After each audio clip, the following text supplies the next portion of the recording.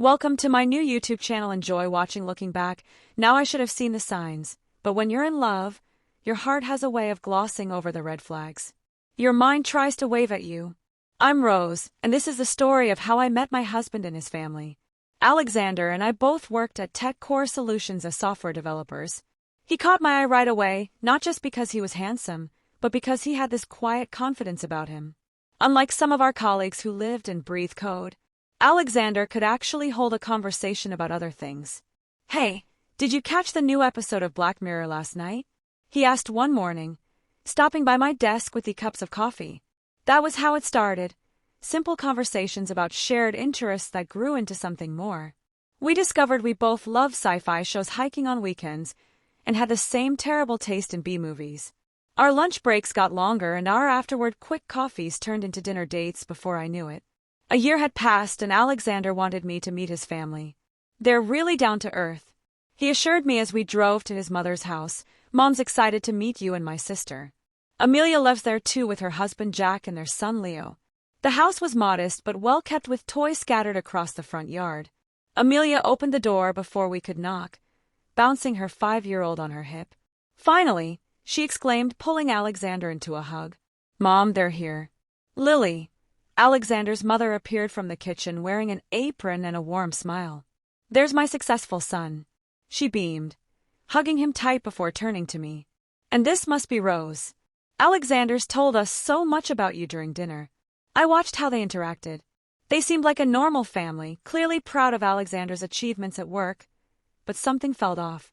I couldn't quite put my finger on it until Amelia started talking about Leo's upcoming birthday. "Alexander," she said, giving him her best puppy dog eyes. "Leo been begging for that no Nintendo game.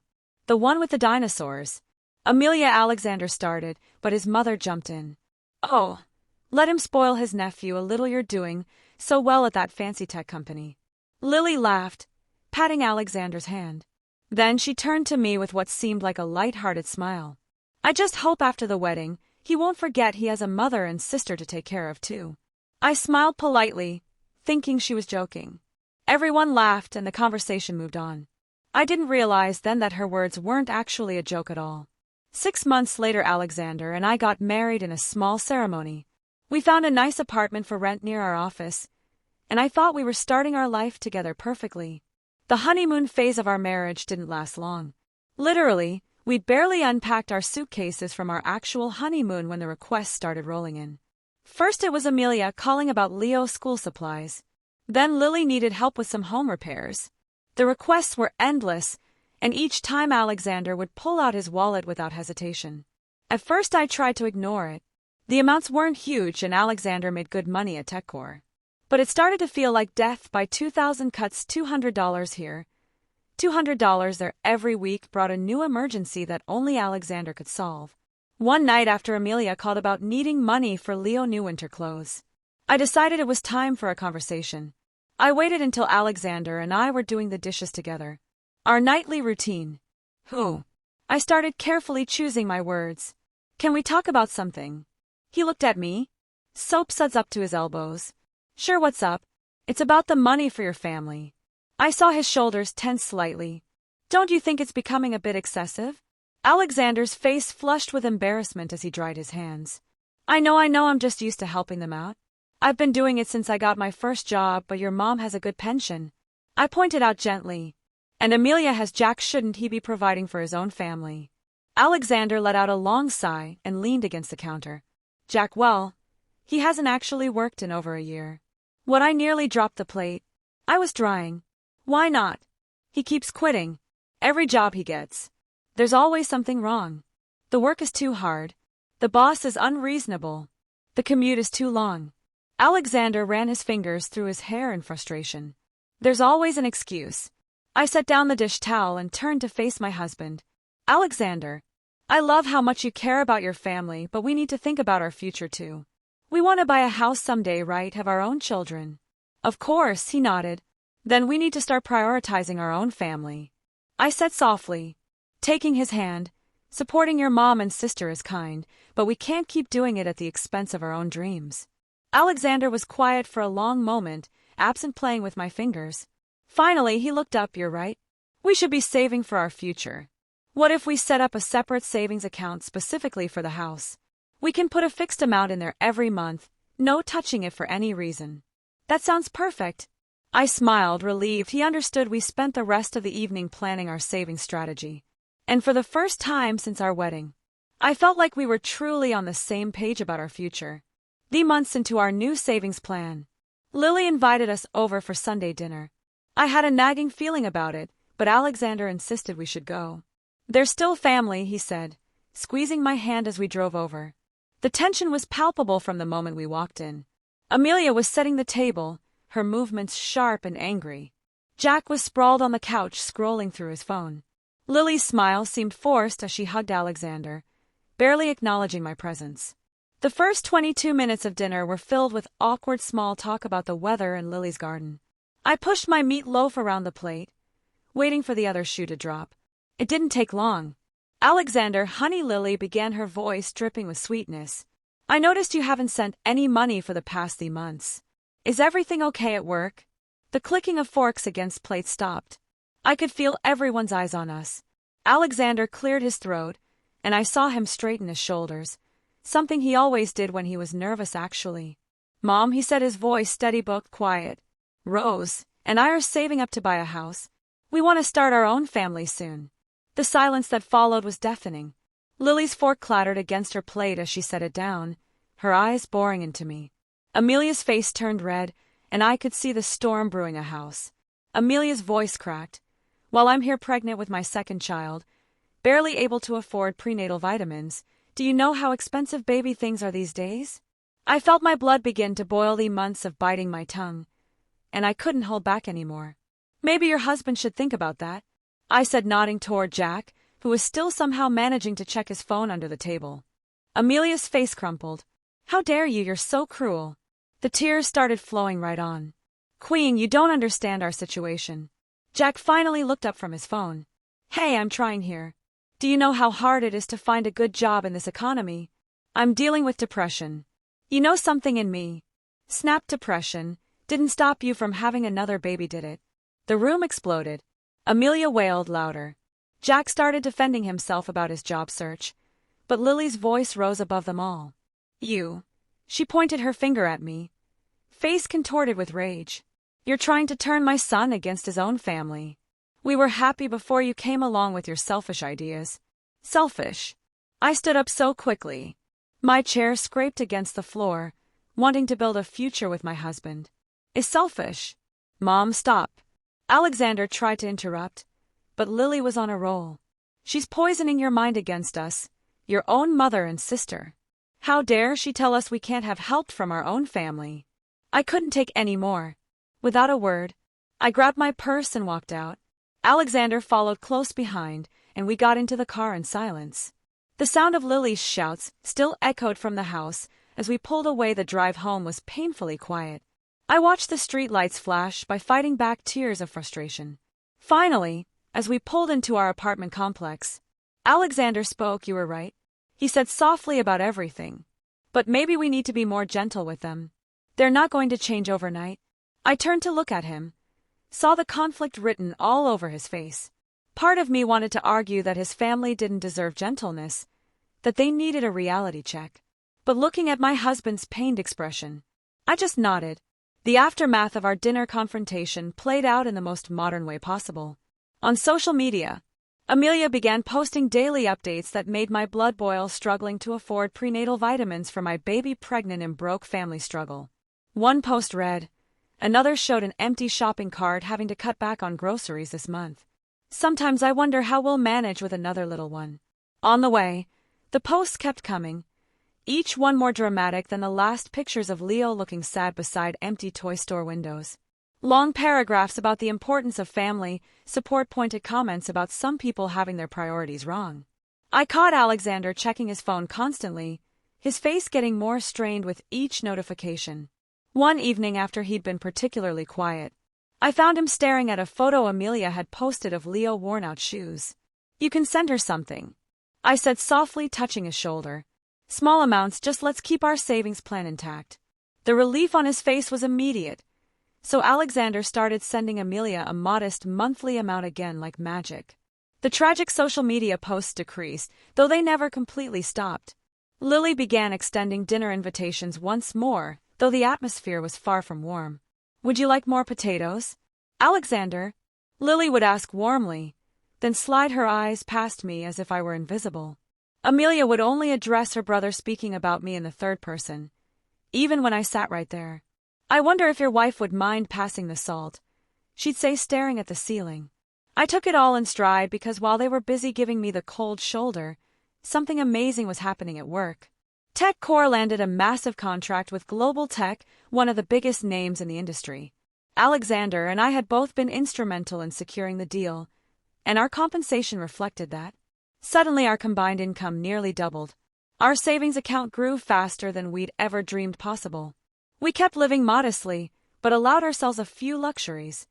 A new hybrid SUV to replace Alexander's struggling sedan, a weekend trip to the coast here and there. As our bank account grew, so did our dreams. We started looking at real estate listings, discussing neighborhoods, planning for our future. For the first time since our wedding, I felt like we were truly moving forward. It was during one of our now tense family dinners that Lily dropped her latest bomb. I was quietly eating my pot roast, trying to ignore the usual cold shoulders, when she cleared her throat dramatically. "I saw your vacation photos on Facebook," she announced, fixing me with an icy stare. "Palm Springs, wasn't it? That resort looked expensive." I felt Alexander tense beside me. Here we go again. "I thought those infinity pools, luxury spa treatments." Lily continued, her voice dripping with disapproval. "Really, Alexander, I don't think it's appropriate to flaunt such a luxurious lifestyle when your sister can barely make ends meet with the children." The irony of her statement wasn't lost on me. As she spoke, the clicking of computer keys provided a steady background rhythm. Jack sat at the desk in the corner, completely absorbed in his newest video game, the third new release he bought this month. By my count, I couldn't help myself. "Speaking of making ends meet," I said, gesturing toward Jack, "there are plenty of job openings in tech support at our company. The pay is good and the benefits are excellent." The clicking stopped for a moment, then resumed even louder. Amelia's face turned that familiar shade of red. "You have no idea what it's like," she snapped. "Try being a mother of thee before you judge us." "Oh wait, you wouldn't know anything about that, would you?" The barb stung, but I kept my face neutral. Jack continued playing his game, apparently oblivious to the tension in the room, or maybe he just didn't care. I could have pointed out that being a mother was Amelia's choice, just like having a second child while unemployed was their choice. I could have mentioned that the cost of Jack's gaming habit could probably cover those prenatal vitamins she was always complaining about on Facebook. I could have started another fight. Instead, I just shook my head and took another bite of pot roast. Later that night, as Alexander and I drove home, I thought about the monthly transfers he still made to his sister's account. The amount wasn't small. It could have furnished an entire room in our future house, but our new salaries meant we could handle it without derailing our plans. Sometimes keeping the peace came with a price tag, and for now we could afford it. Meanwhile, Amelia's demands evolved from subtle hints to full-blown gift registries every holiday. Christmas, Easter, birthdays, Mother's Day. Yes, she expected gifts from her brother. For Mother's Day came with a detailed list of expensive items she needed for herself and the kids. "Alexander, look at this," I said one evening, showing him the latest email from his sister. It was a Christmas list that included designer clothes, the latest iPad, and premium toys that cost more than our monthly car payment. Alexander sighed, running his hands through his hair. "I'll talk to her. This is getting ridiculous." But when he called Amelia to explain that he was already helping with monthly support, the waterworks started immediately. I could hear her shrill voice through the phone. "I'll tell Mom. You care more about your wife's feelings than your own family's needs." After watching Alexander struggle through 3 such conversations, I'd had enough while he was in the shower. One evening I opened Amelia's latest gift requirements email and started editing. The $800 designer purse became a $400 alternative. The $2,000 iPad became a $500 tablet. Every item cut exactly in half. "Here," I said, showing Alexander my revised list. "This is what we're doing." He looked uncertain. "Amelia won't be happy."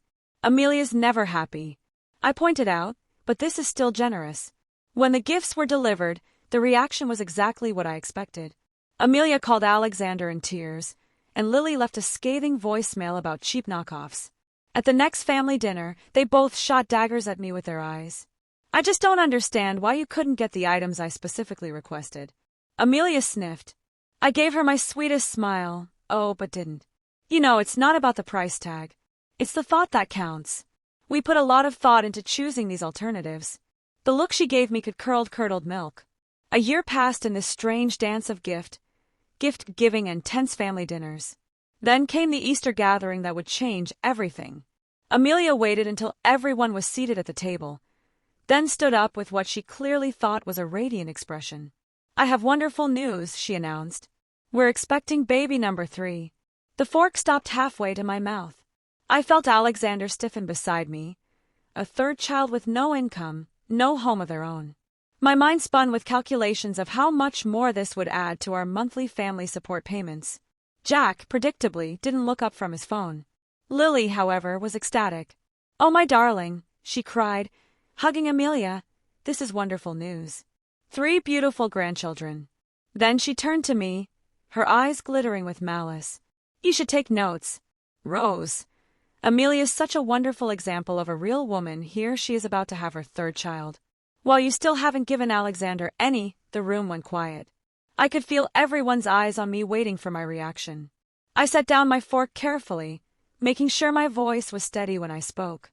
"I believe in doing things in the right order," I said coolly. "First, build a stable foundation, like having our own home and being able to provide for our children without depending on handouts. Then start a family." Lily and Amelia exchanged looks before breaking into artificial laughter. "Oh, Rose," Lily said condescendingly, "your so corporate family isn't about money and houses." "No," I agreed, taking a sip of water. "It's about responsibility." The tension around the table was thick enough to cut with a knife, but I didn't care anymore. Let them laugh, let them think I was cold and calculating. At least my future children would have a roof over their heads that nobody could take away. Amelia's 3rd baby arrived in September. Another boy. Meanwhile, Alexander and I had reached our savings goal after months of house hunting. We finally found our perfect home. A beautiful 3-story colonial with 5 bedrooms, a spacious backyard, and a kitchen that made me want to learn to cook properly. It was in an excellent school district, just a 20-minute drive from work. We spent weeks planning renovations, picking paint colors and choosing furniture. Every room held a promise. The sunny bedroom that would make a perfect nursery, the basement. We could turn into a playroom, the office space where we could work from home when needed. Then came the dinner invitation from Lily. "Mom wants us to come over tonight," Alexander said, checking his phone. She says. It's important something felt off about the invitation, but I couldn't put my finger on what. When we arrived, everyone was there. Lily, Amelia, Jack, and all 3 kids. They had this strange, almost smug energy about them. Amelia was practically bouncing in her seat while Lily wore the self-satisfied smile I'd learned to dread. So Lily began after we'd settled in. "I hear congratulations are in order. You bought a house." I nodded, still riding the high of our achievement. "Yes, we just closed last week. It's perfect for, well." Lily cut me off. "That's actually what we wanted to discuss." She folded her hands on the table like a business executive about to close a deal. "You and Alexander are still young, no children yet. You can continue living in your apartment just fine." I felt my smile freeze. What was she getting at? But Amelia, my poor girl, has 3 beautiful children cramped up in this house. They made space to grow, a yard to play in. Lily's voice dripped with false concern. "So we've decided that you should give your new house to Amelia and her family."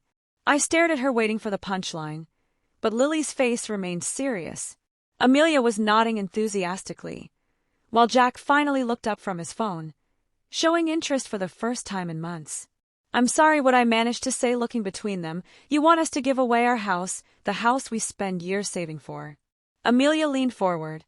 "I'm a mother of 3, she said, as if that explained everything. "I have a right to provide my children with proper living conditions. You can always buy another house later."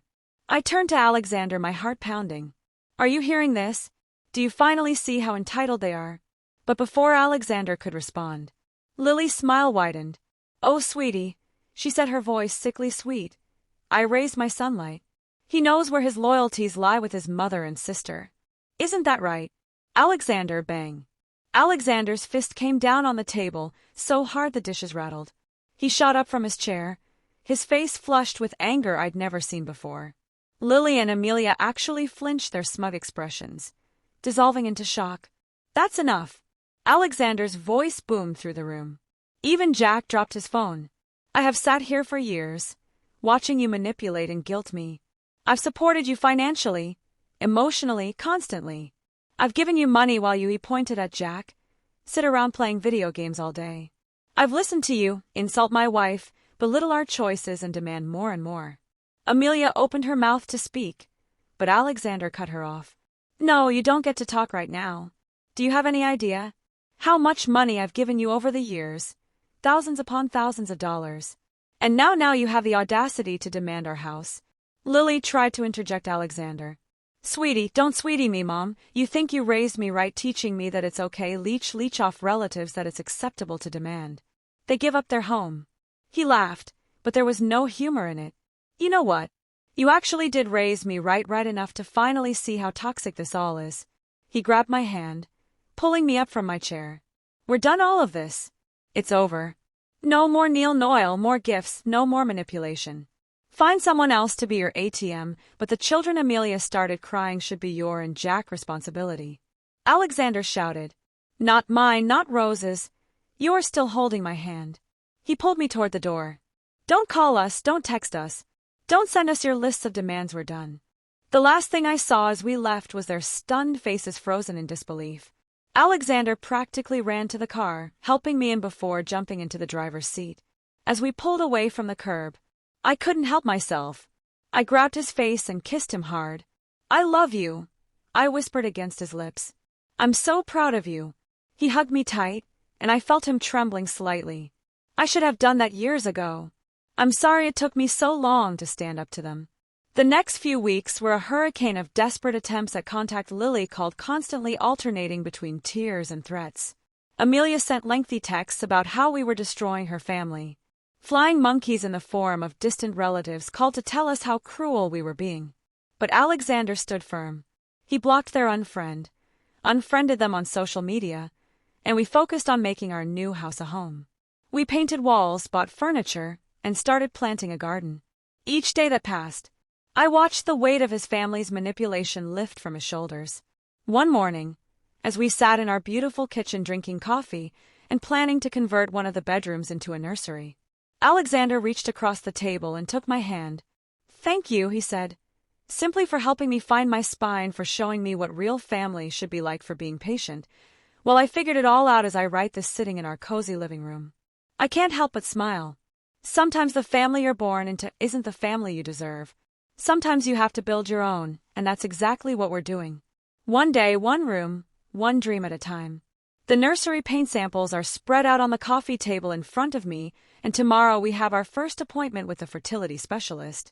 Life isn't perfect, but it's ours, and that's all that matters. If you enjoyed this suspenseful story and want to hear more, please make sure to like, subscribe, and hit the notification bell for more thrilling content. Your support means a lot and helps me create more captivating stories for you. Thank you for being part of this journey.